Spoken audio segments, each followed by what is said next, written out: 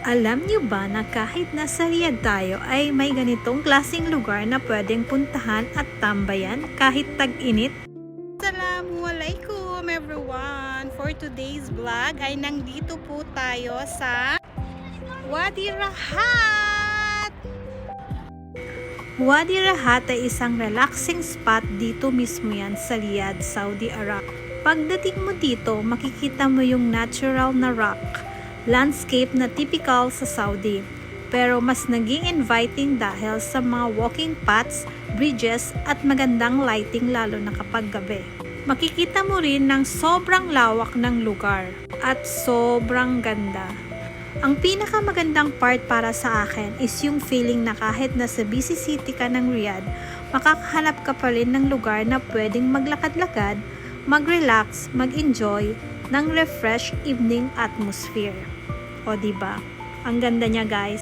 Perfect din siya kung gusto mo mag-unwind pagkatapos ng walk, especially tayong mga OFW na minsan kailangan din natin ng place para makapagpahinga at makahinga kahit saglit sa trabaho.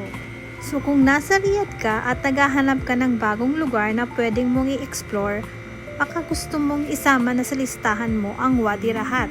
Hindi kailangang laging mamahali ng gala. Minsan isang magandang lugar, konting lakad at magandang view, okay na.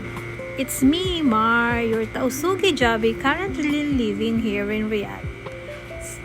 So yun na nga guys, kung gusto nyong pumunta at bumisita dito sa lugar ng nila, punta na kayo para makapagpahinga at mabawasan ng fat ng ating katawan at kasama nyo ang inyong family, husband and barkada. So yun lang guys. Enjoy watching on my video. Salamat sa inyo. Mwah! Bye!